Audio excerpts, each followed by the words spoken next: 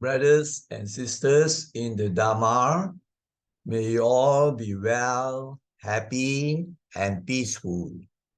We are going to have a presentation of an inspiring story, and I've titled the presentation as The Essence of Education, an Inspiring Story. We are going to go over this Buddhist story, and then as we go along, I will give some comments, particularly pertaining to the Dharma that we can reflect on. And at the end of the story, we will do some reflection on the Dharma teachings. The presentation has the text in English and Chinese. The Chinese was done using Google Translate, so it might not be 100% accurate, but it will help in the understanding, especially for those who do not follow English so well. Now, as usual, we will launch the PowerPoint and then go over each slide.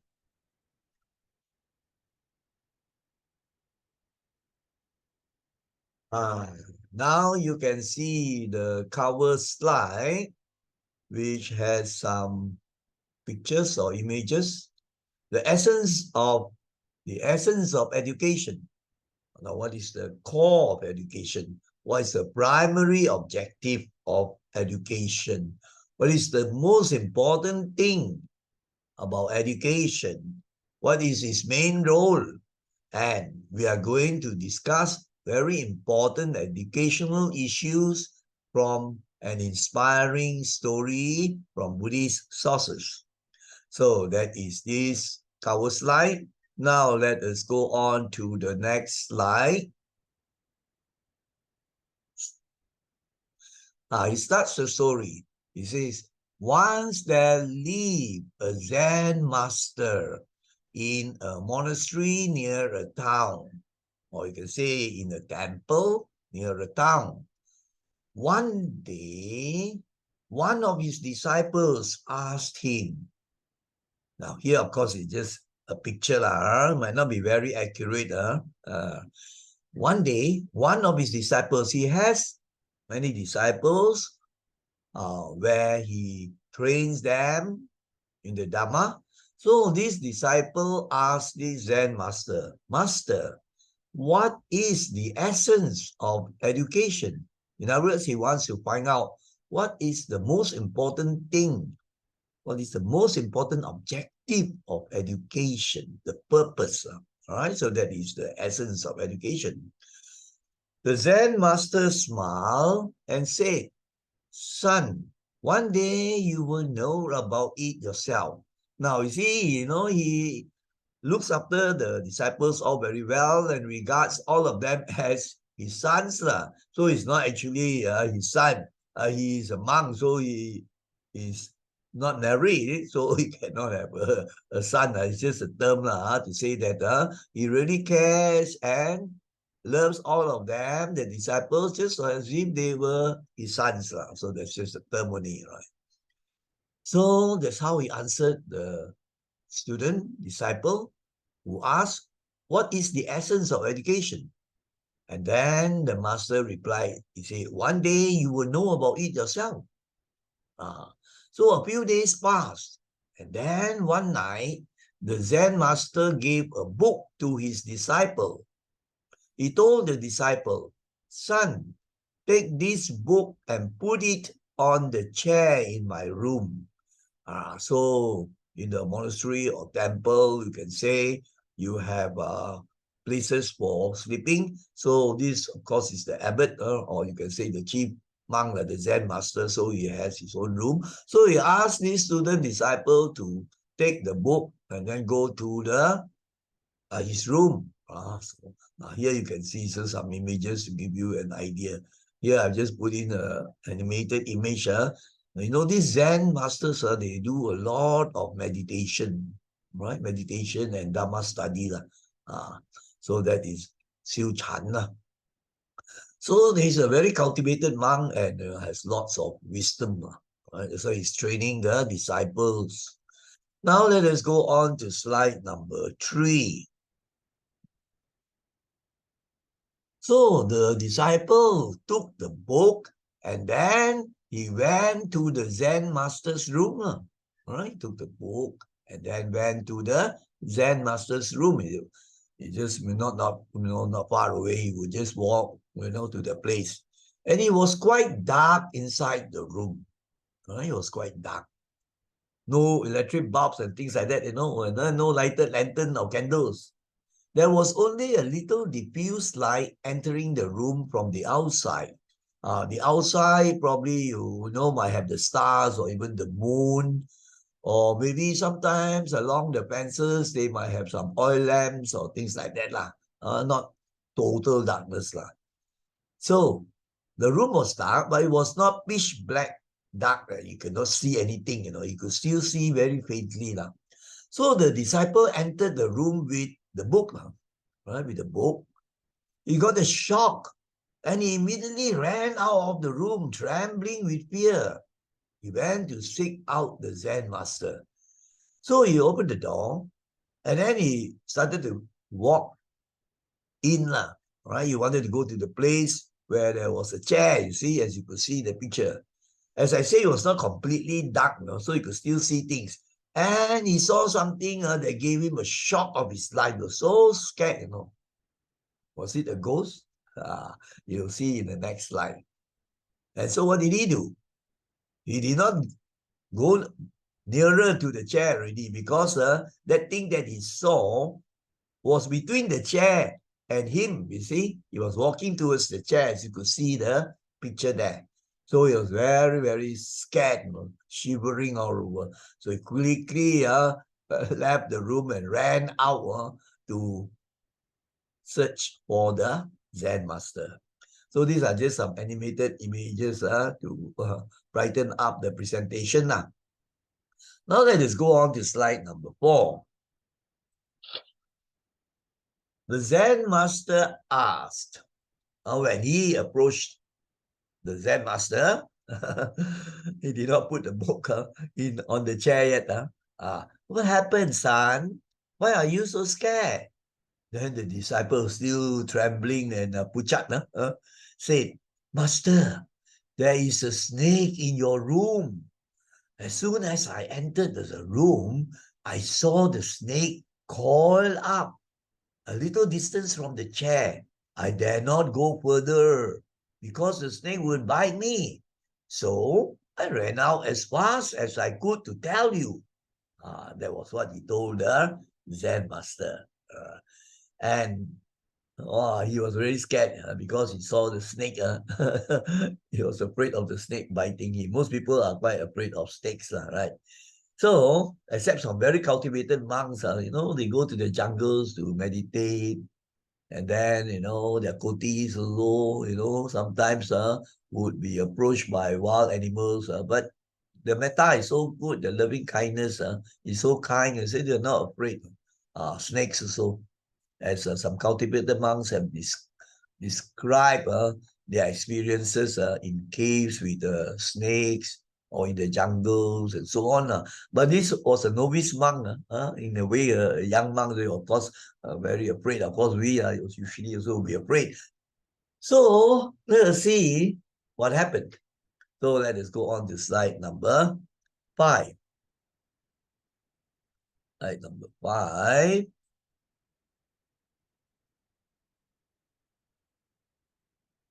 So the Zen master, he was not perturbed at all.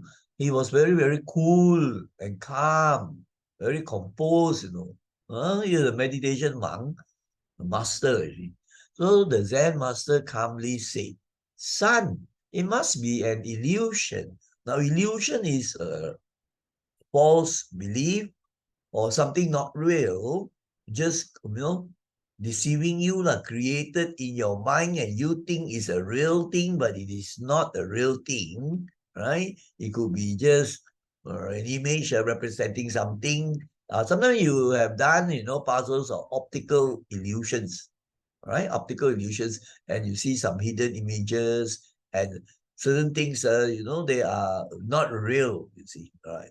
So in this case here, it was the master said it must have been an illusion, a false belief, not a reality, not something really true or real. Because he reasoned this way. From where could the snake come to enter into my room? You see, probably the temple or monastery was not in the jungle. Right? It was maybe more of the town area or something like that lah. So and the temple was not known for having snakes lah. So then he asked, but then this monk really saw it. You see, really saw it. So you see, from where could the snake come to enter into my room?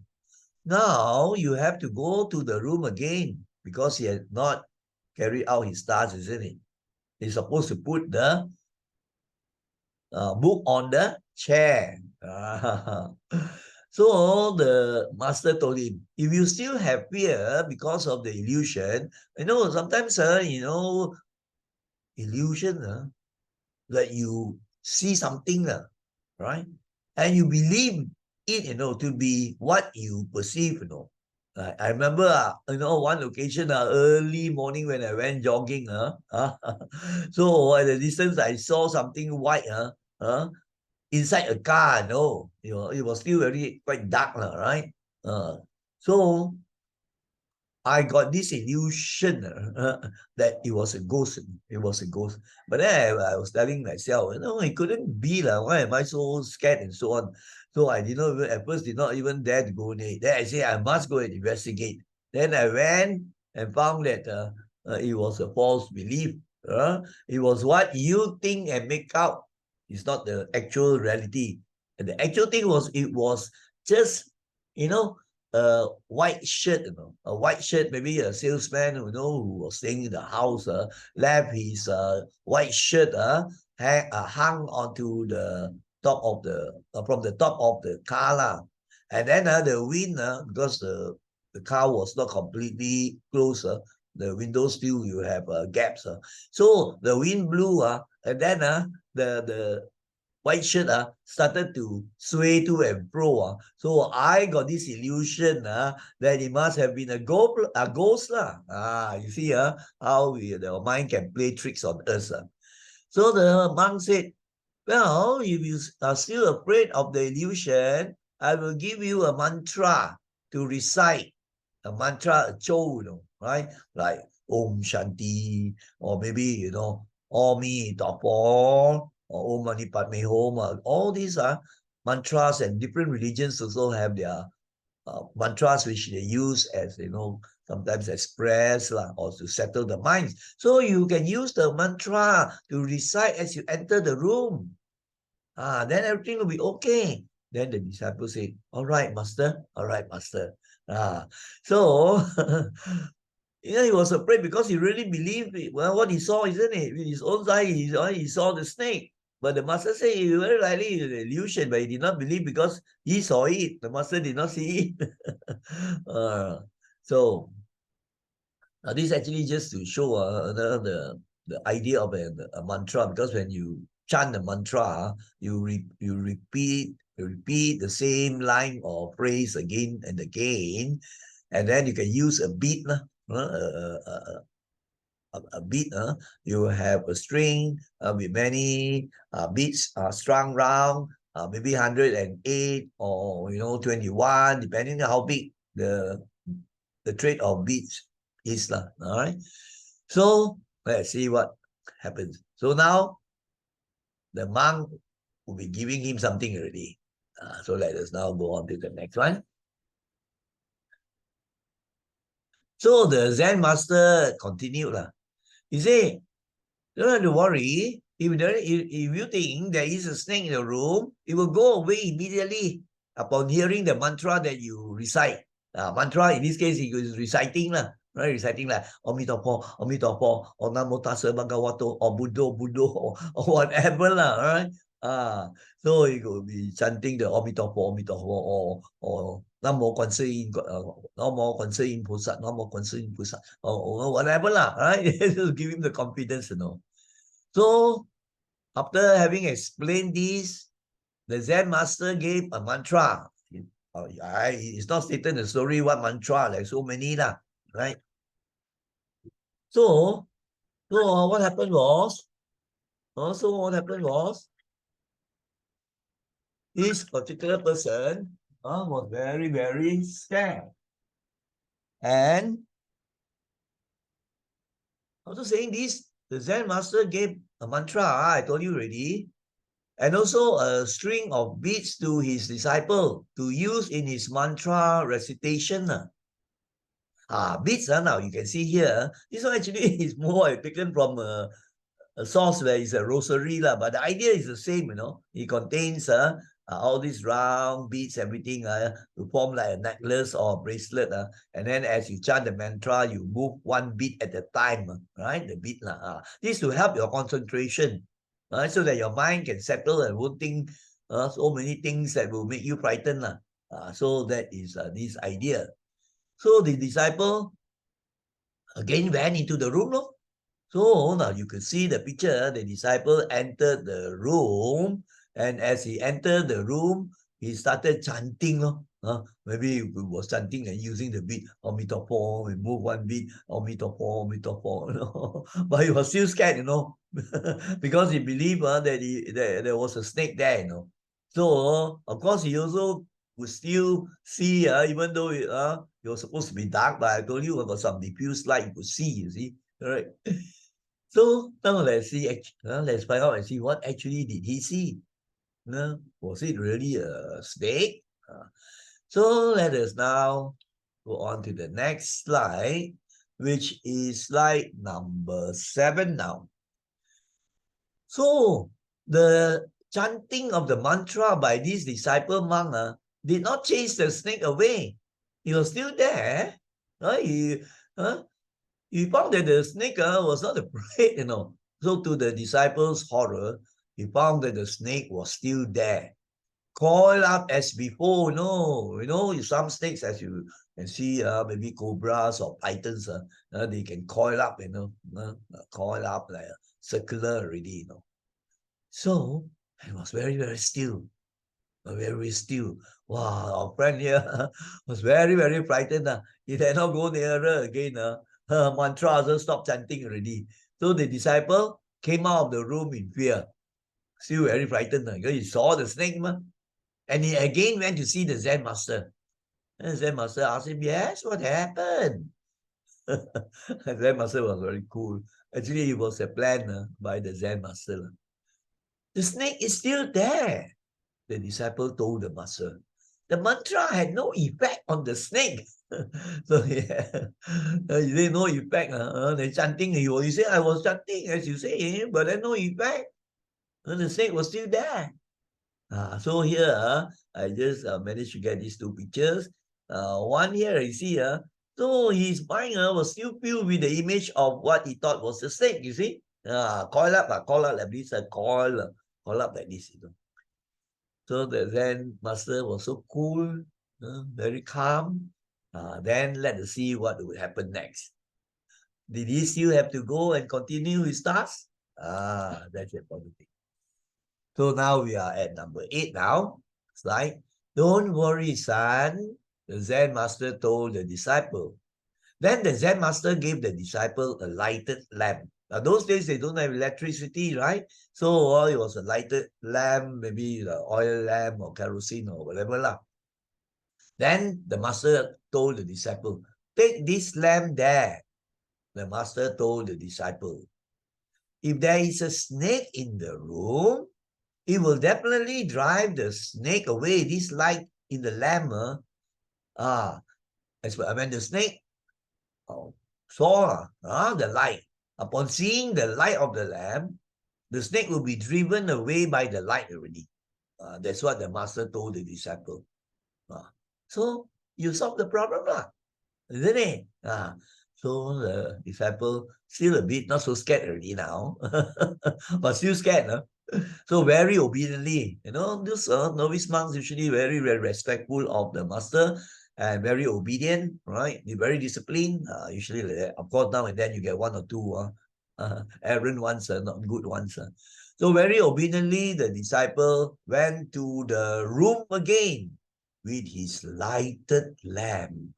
Here is the picture of the lamp, right? And then he went inside carrying the lamp this time. So let us see. I think, would you guess what happened? So this is just an image of the lighted lamp. Now let us see the next slide, number 9. So as soon as he entered the light, as soon as he entered the room, the lamp was lit, isn't it? Was lighted up already.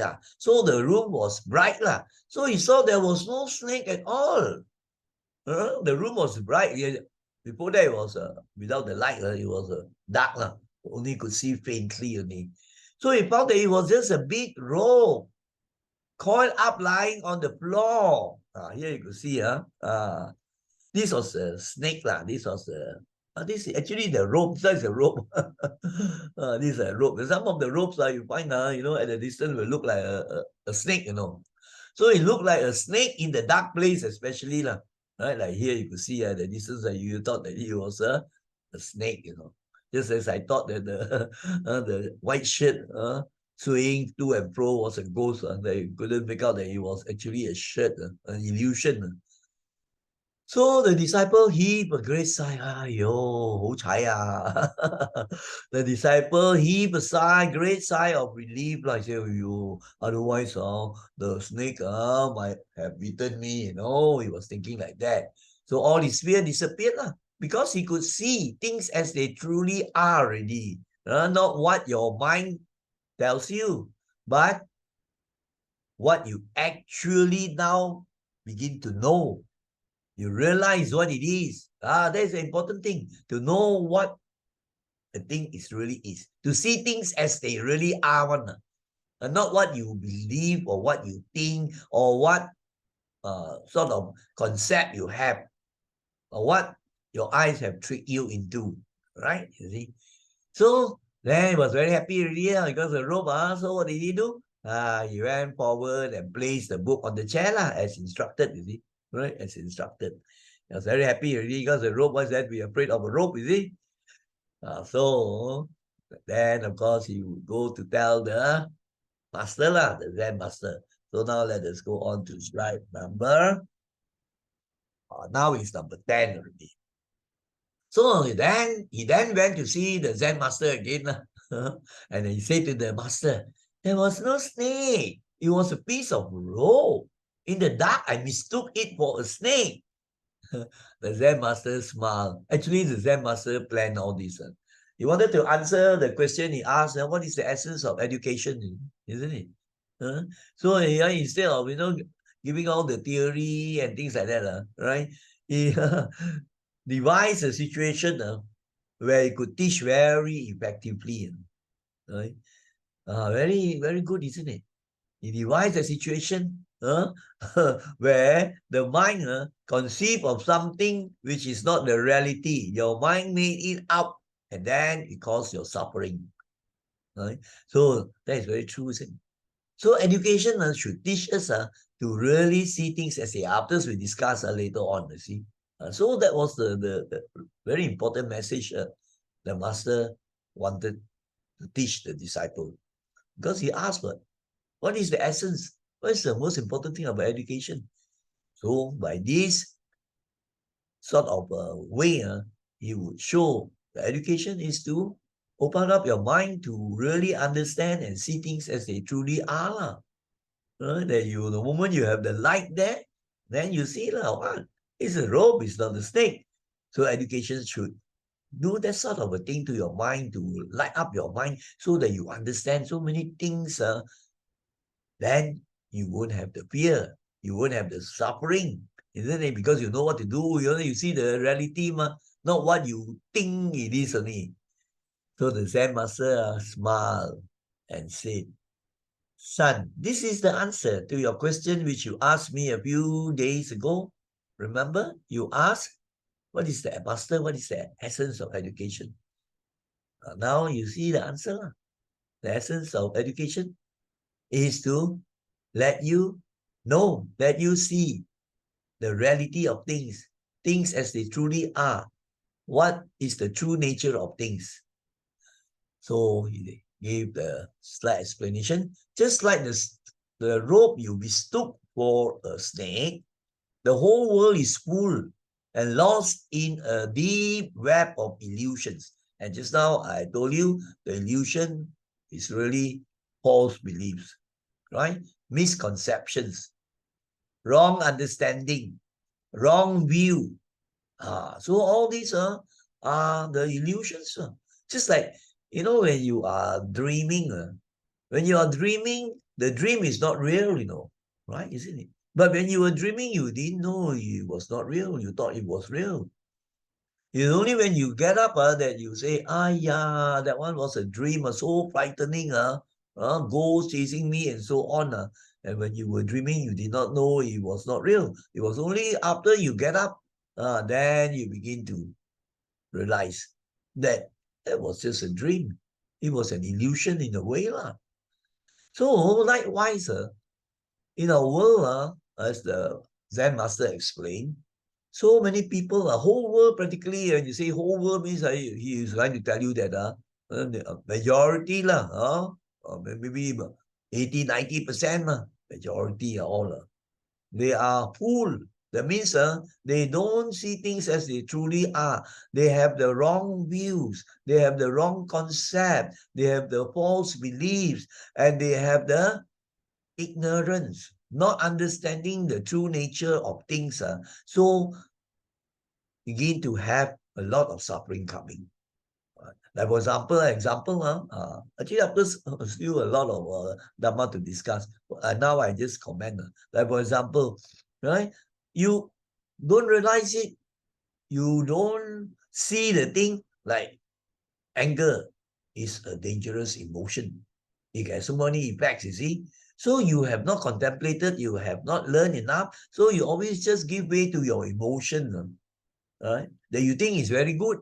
Sometimes, or some deluded, these deluded wrong beliefs, thinking that, wow, if you go and manipulate the share market, or you do something which is not really honest, everything, wow, you can get a lot of money and so on. But you are deluded. You don't see that there is this danger of doing wrong, right? So you have that deluded belief that it is good because it can make me rich. Or some have these wrong beliefs.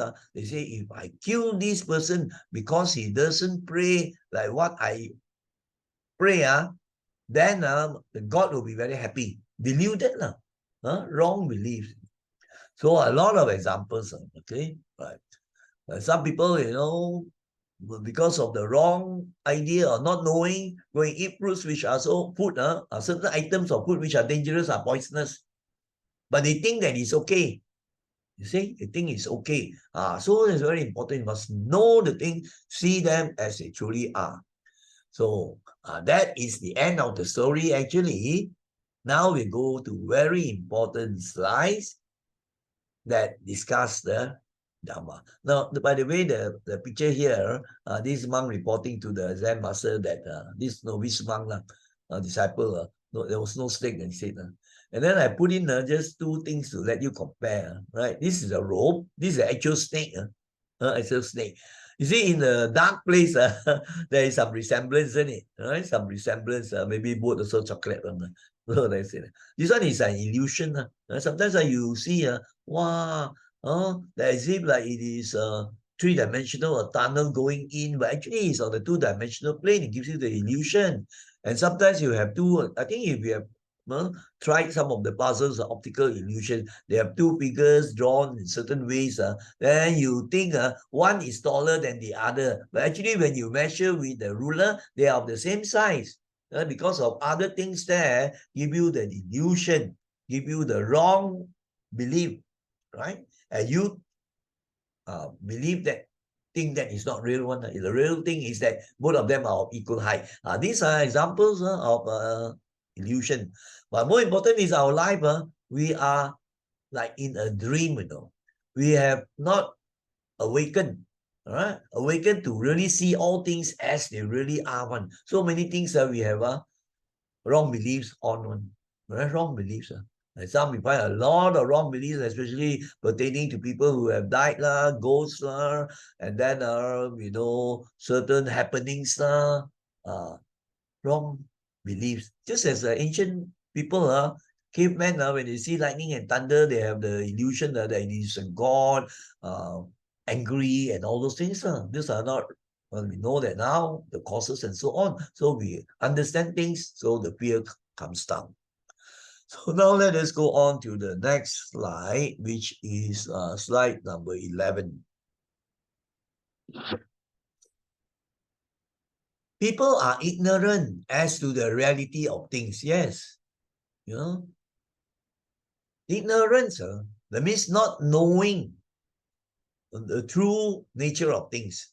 But actually, in Dharma terms, the most important thing about the ignorance is ignorance of the Four Noble Truths. They don't see that there is this suffering dukkha. And they don't understand and they don't see the cause of dukkha.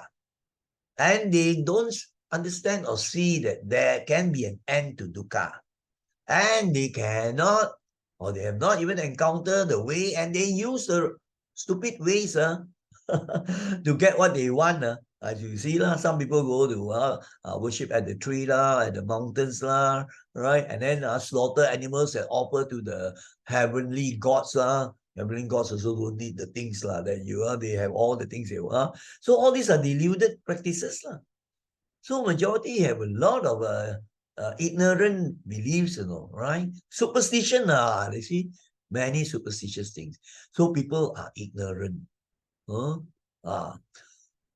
So, like a very clear example you find today, even though it's, modern age, you see so many people still doing so many stupid things, wrong beliefs, thinking that, that if you maybe slaughter, a big animal or goat or sheep, or these offer it to the tree god, then you can get the but all these are deluded beliefs, isn't it? It is not true, isn't it? But they have that belief, you see. Many other things. And then some believe that bring your shirt, all right, or maybe your blouse, if you're a lady, go to the temple, they chop for you, you can be very lucky. Luck is not obtained that way, isn't it? You know very well. So a lot of these ignorant beliefs, and they will bring you suffering. Because later on, certain things happen to you because you didn't do the right things, proper things. Then dukkha comes. So they suffer because of this ignorance. For example, they are very ignorant about the causes of dukkha. The primary cause is craving, wanting things, right? So they, some rich already still become very, very greedy, craving for things, and it brings to dukkha. So they are not able to see this. So ignorance then will lead to the other mental poisons, like greed, hatred, delusion. Not knowing things as they truly are, right? Not knowing that, for example, anger is going to bring you real suffering of the mind and the body, because when a person always gets angry, he might get high blood pressure, he might get stroke, right? He might even get a heart attack. So, not really seeing this danger. Right? Because their mind is clouded by the defilements, conquered by Mara, the evil forces. So, such people who are ignorant will be trapped in the defilements of greed, hatred, delusion. Yes, the ignorance will lead on to the greed, hatred, delusion. And this causes people to suffer so much. It's terrible, ignorance, The problem about ignorance is bliss, is not true. They think that, hey, I don't know the mind. Yeah. You say, I don't know there is gravity, you jump down and see. Right? Just like a baby, he doesn't know, he crawls, everything. Then he goes to the edge of the table. He doesn't understand and he doesn't know. He goes to the mommy, says that, baby, don't go near. Yeah, he won't believe. So he goes further, he falls. Right? He falls. There's no God to come and support the innocent baby, isn't it? Because there's a law of gravity. So likewise also, many things that we have to understand the laws of nature, right? The things as they really are, then we can live in harmony. We know that no anger, ill will, enmity, all these dangerous, and we have to change. We have to change the character. So you can see that ignorance, avijja, is a very, very dangerous thing. Now here I put down here, you see, ignorance here, not knowing the true things, the true nature of things. The highest level one of this is ignorance of the Four Noble Truths in Buddhism. And then some ignorance, say, karma not true one, things like that. They are ignorant of a law of karma, just as you have a law of physics and so on. And then they do the wrong things, and then later on they'll face the dukkha. So you see, it's ignorance, not studying, contemplating, practicing, understanding the teachings. Okay, now let us go on to slide number 12 already. Now here I just put this just to give you an idea. You have ignorance. Here is ignorance, not knowing the true nature of things, or you can say not knowing the Four Noble Truths, not knowing or not really understanding that there is dukkha, all types of dukkha. Birth is dukkha, death is dukkha, sickness you contemplate is dukkha, also suffering, right? And then things that you like, you don't get, you're suffering, right? Things you don't like, you get, you suffer. You like somebody, right? But that person doesn't like you, you suffer. And you don't like that person, the person always comes into your life, you also suffer. All types of suffering, you see. That is under dukkha. And of course, serious one will be you're dying, death, or maybe a loved one dying, or things like that. So, not knowing, but if you know, right, the Dhamma, even though these things are unpleasant things, but because you know the thing, wisdom arising, so you can bear with those things in a much better way. There will be less suffering. You see, so that's why it's very important to have the right knowledge, the wisdom, and so on. So that's why you see the ignorance, oh, I'm suffering, yeah, because you don't understand, you see. Now let us go on to number 12 already. So the actual, you see, today we see that education just emphasizes on the material things only. Oh, it teach you to be very clever, to know how to do maths, to know things of the world. This is one part, but that is not the most important part to me, right? So that's why this particular story tells us something which is more profound. What is actually the true purpose of education? After we discuss the last two slides. So you can see here that it's only when we have the Dharma education, it's like the light, the shining on to a dark place. Let's say you're walking in the dark, in a room, a dark room, and you have obstacles like chairs and tables, you knock against it, isn't it? And you suffer lah. You might hurt yourself. But when there is a light, then you can avoid this, isn't it? You won't knock against the chair and so on. This is an analogy. So likewise, if the mind has the light of Dhamma, right? The Dhamma, the true nature of things as they really are, the laws of nature, right? The laws of the universe, what laws govern our mind and all the physical phenomena. If we really understand it, it's just like having the light in the room so that you won't knock against the obstacles. So you see, when we have this, that's why this is far more important in a way, isn't it? Of course, you have the mundane type of education where you learn some knowledge to get a job or to maybe enjoy yourself a bit also, and then to learn how to write. Of course, these are some aspects of education, but sad to say, there's little emphasis on education, which is more important. That means you see later on in the next slide, the development of the wisdom, right? The wisdom.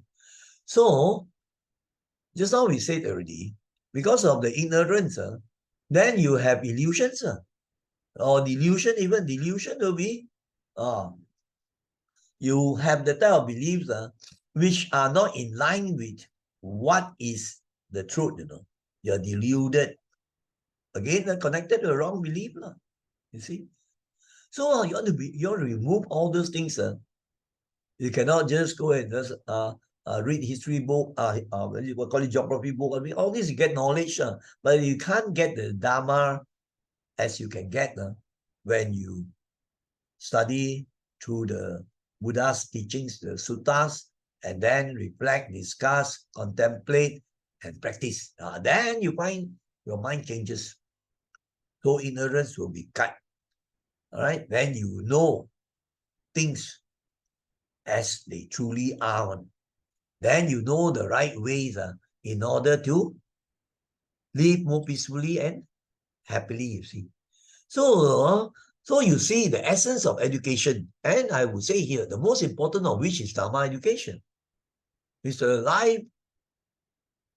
lifelong sort of education. Not to say you cannot have the benefits of the other aspects of education, like, to teach you certain subjects, to teach you how to write, all this. So this one, yeah, you also need those things. But I'm talking about in the final thing, you don't have the Dharma education. All those things, you think they can give you peace and happiness and all this? Even people else have all these problems. And then worst thing is, all these things have not made them good people. Today you see you have more people committing crime, social problem, corruption, all those things. They're very educated also. That's lacking in the Dharma education. So the essence of education, therefore, has to be pertaining to wisdom, morality, right? And then the good, virtuous mind. So here, that's why you find that from the story, you can see that the essence of education is to provide the knowledge to know the truth of all things in nature. To know things as they are. That's why you see when you have the story in context, you can see that, now you have the lamb in the room. So the fella now not scared already because you can see that it is, in actual fact, it is a rope, not a snake. Isn't it? So it won't be having that terrible feeling of fear, isn't it? Worry or the snake might bite him and so on. Because you see things as they truly are, really. So this is a very, very good example. Now here I put an image here. Right here, of course, the mind that is awakened, awakened not like in a dream like us. There's the enlightened one, the Buddha and Arahants, or people who have, conquered all the mental poisons, greed, hatred, delusion. And this shows the Dharma, the turning of the wheel. And this is the most important thing to practice, the Noble Eightfold Path. It's just like that light that will dispel all the darkness.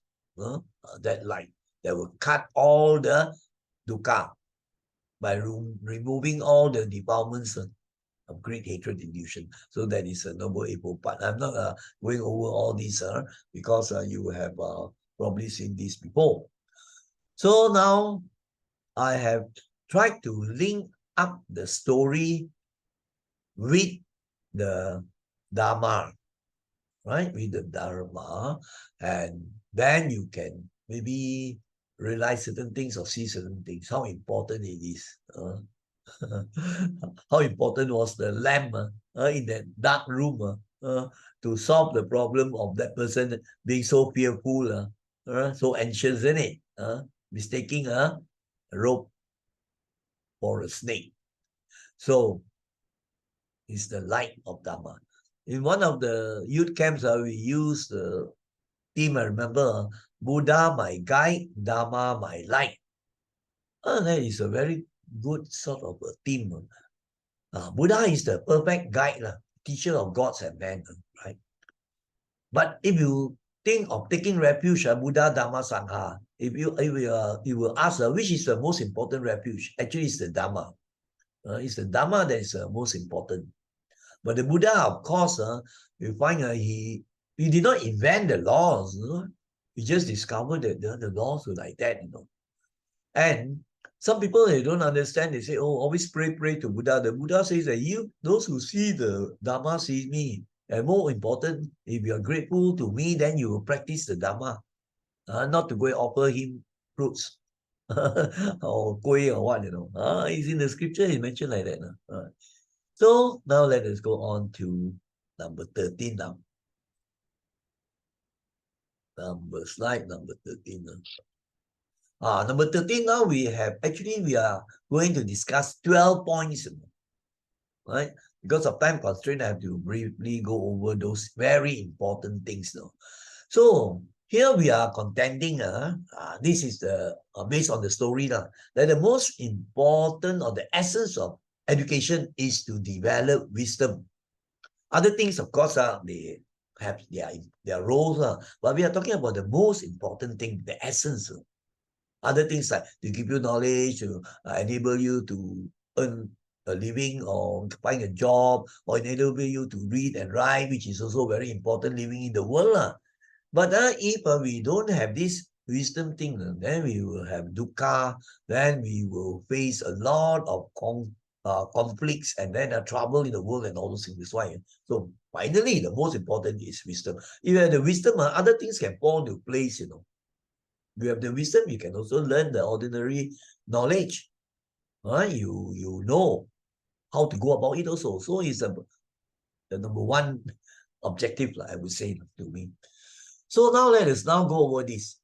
Now, you see, sad to say, our education system, and in fact, in most countries also, do not produce people of wisdom. They produce people of cleverness. They can have a lot of degrees and so on.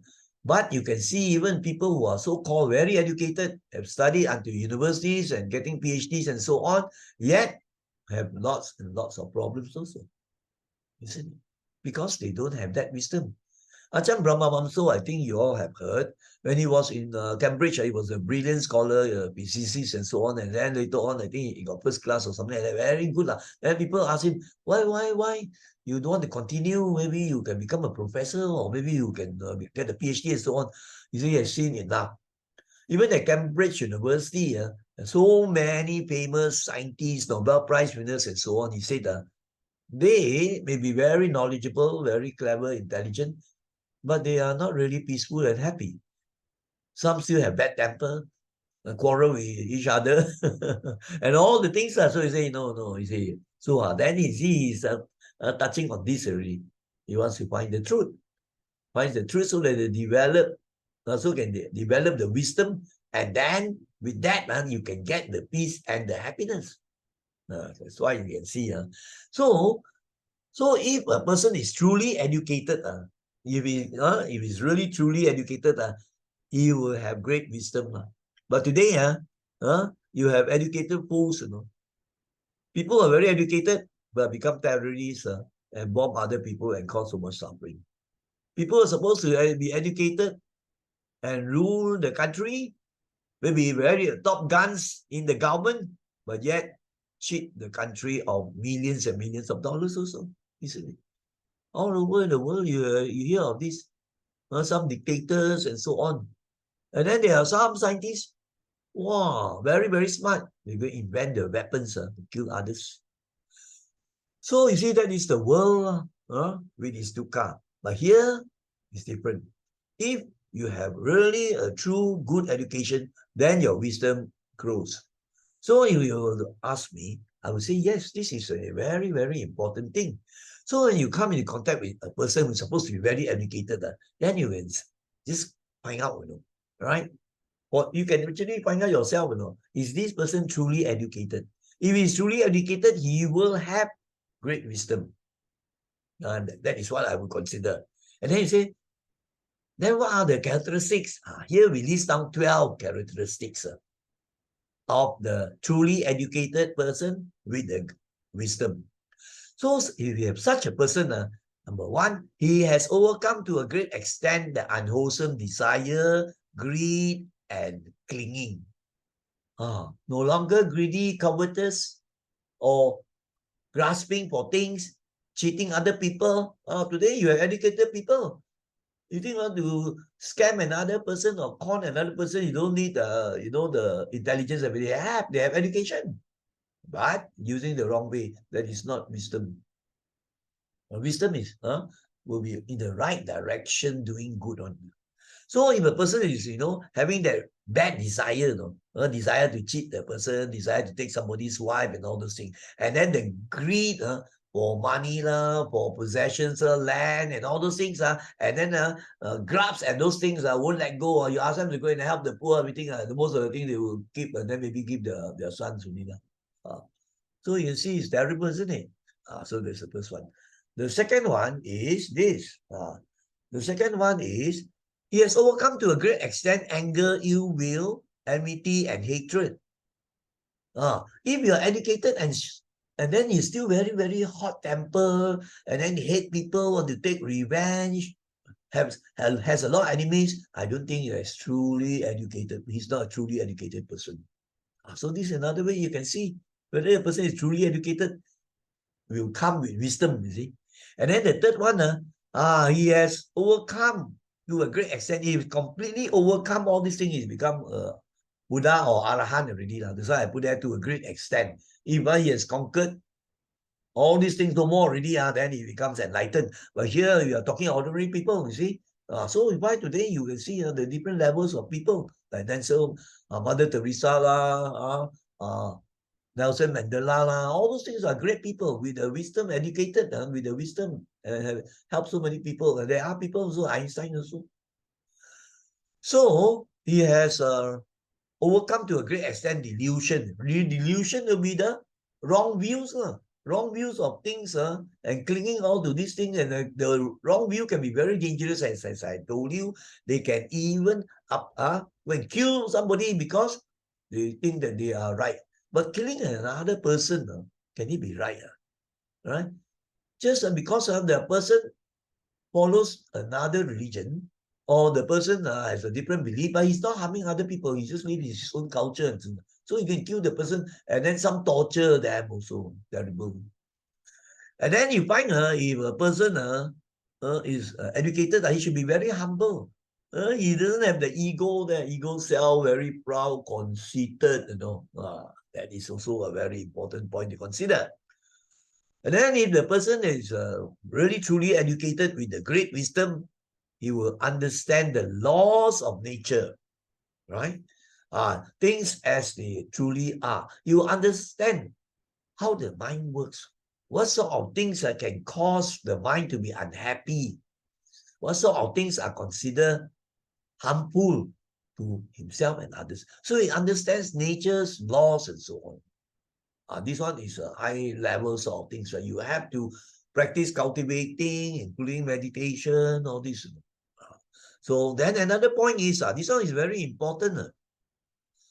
If a person is truly educated, right, and has great wisdom, will he be corrupted? Will he cheat and con people, right? Will he conduct the Macau scam and all those stuff? He won't, isn't it? Because he has a morality. He knows certain things are not good. They are not righteous. They will cause harm to themselves also. If the law catches up on them, then they end up in a life sentence or so. So they can cause harm to themselves. If they manage to escape, don't forget that you won't live forever. So after that, and in our teachings here, you can be reborn into the horrible suffering state because you cause so much suffering to other beings. So if a person has good education, true education, and the wisdom is there, he will be morally good, righteous, doing all the right things. And then he will not do things that harm himself and or other people. But today you see how many people who are supposed to be educated are doing things that harm themselves, harm the environment, and harm other people. Like, for example, drinking alcohol, take drugs until mabuk or intoxicated, harming their own selves. And then also harming other people, isn't it? Because if you say intoxicated, he can, beat the wife, wall up people and do all sorts of things, also lying and all those stuff, or use abusive words and so on. So this is a very good point to consider. So you know if a person is truly educated and wise or not. And then the person who is truly educated has great wisdom and has great wisdom. Like I say, I pair this together. Through education, he must have wisdom. Then he will do a lot of dana. He has an open heart, very generous. He will want to help other people and serve the needy, people who are poor. He will do that. But the person very educated, but you see the fellow will not even help. So do you consider this type of person really educated in the true sense? He gets all the knowledge, but put it the wrong way. We study all the, what they call it, information technology, computer science. Then after that, he learns how to do online gambling in order to cheat people also. All this, is it truly true education? And is there wisdom there? It's not. He's just having that knowledge. So that is very important. Since the first 6, now we are going to go to another 6. Let's go to the next one. A truly educated man has great wisdom, just now we said already. Then these are another 6 things that you can consider. He shows kindness and love. Or better still, you can use the term, he has metta. I think you know metta is loving kindness. And then he has compassion to all beings. Right? Compassion not only to people, but even to animals also. So isn't that a very good quality? It's so sad to know that there are people who are supposed to be very educated. They have studied pendidikan moral also. Right? And then later on, you can see they can be very cruel, no compassion at all. Always only want to spend money for themselves. You ask them to do a little bit of dana, also don't want. I think you know very well. So this is a very important point. Then number 8, that person who is truly educated, he will have these good virtues like patience, humility, humble, and very hardworking to bring benefits to himself, his family, and other people also. Not only for himself, no. He's hardworking for the family, for himself, for other people. And then he's very understanding. That's why he gets along well with other people, good relations. Isn't that a very important thing? You find all the 12 things are very important. More important than all some of the things that you study. Remember some of the things I studied at university also I've forgotten already. But these things we know are very important, isn't it? From life to life. So, patience, humble, diligent, responsible. A person not responsible. You can say hey, there are people like that, very educated, but leceh, I've been taught also by universities or lecturers who are like that, but they were very good ones also. So then you think and see different categories of people. Number 10 now is mindful, heedful, and grateful. Be mindful. He is very aware and alert, and he's being attentive to the things that are happening around, so that he can take the wise action, maybe to help the environment or to help people. Mindfulness very important. Heedful is always very, very careful. When he does a project for the benefit of other people, we will make sure that he's careful, cautious, so he won't waste money, all right? And then also can carry out the project successfully. And then to be grateful. There are people who help him and so on. He always has gratitude. Then number 11, his mind is not the type restless or bad-tempered type of mind or always worry type all those negative states, none. Yes, all the positive states of mind. That is the development of the mind with wisdom. So these things come. He's calm, composed, he can focus, and the mind very stable, sturdy, not easily, wow, like that, how to do already? How can that help people when the mind is very rattled, cannot focus, cannot concentrate, and is not composed? So this is another very good quality, and this education system doesn't really teach, right? So Dharma education, we have to develop these things. And then we have the last point, which is has true spiritual qualities. Now, spiritual qualities actually cover nearly all of those things also, right? But you have other things like, for example, right, they are spiritual in the sense that they know that life doesn't just end with death. There is an afterlife. Whatever religion also, you have that, isn't it? Right? So there are certain spiritual practices, right? Some will be meditating, chanting, or praying, and all those things, spiritual things. And because of the good spiritual qualities, they have good characters. They have very good human conduct. Their relationship with people very good. That's why you see some of the great spiritual people, right? I think you know lah, Buddha lah, Jesus lah, Dalai Lama lah, Mahatma Gandhi lah. So many, of different religions also. In Hinduism also you have so many. Very spiritual. They have cut the ego and all this. Why I say it's connected with the others, spiritual quality. And these people will command great respect. People will respect them because they are good, virtuous people, full of wisdom, and they have qualities as we have mentioned. So now we have finished the 12 things which are very important that a truly educated man with wisdom should have or should do.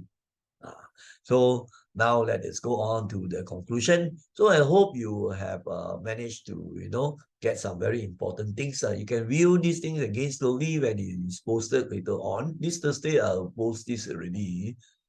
Or those who can maybe just read the Chinese if they don't understand English. Now we come to the last ending slide. And I put 2 lines which are for us to consider and ponder. May we all live most righteously and wisely. There are 2 aspects here. You make the aspiration, the Yuan Wang or something like that. So, righteously means having morality, not doing the unwholesome things to live righteously, and wisdom to do things which are wise, right? Which will bring benefits to yourself and bring benefit to others, which will not harm yourself, which will not harm other people. That will be an important thing of wisdom. So you always aim at these 2 things, morality and the wisdom, or you can say compassion and wisdom also. Then you will find your life will be more joyful, peaceful, and happy. It's quite natural. It's a natural law, right? You think people who get a lot of money through crooked ways, they'll be happy? You will be surprised. There's some still you find like some commit suicide. So, so I managed to find this picture that this person is imparting very good education to these 2 very attentive students, isn't it? So we have come to the end of this presentation on the essence of education based on a story. So I hope you have learned good Dhamma as well as life lessons, we call it, right? And I would say this is also a very educational presentation, benefit many people. Now, before we say sadhu 3 times, I would like to thank all brothers and sisters in the Dhamma, and including also students who might be following this, and then all who have followed this presentation. So I say sadhu to all of you for having taken time to follow this quite long presentation, and also putting in your effort, expending the energy, and then also being mindful, which is very good, and concentrated. So sadhu and thank you to all of you. So now let us hold our palms and then say sadhu 3 times. Sadhu, sadhu, sadhu. Brothers and sisters in the Dhamma, may you all be well, happy, peaceful, and may you all always follow the Dhamma way, right? Thank you, sadhu. Take care.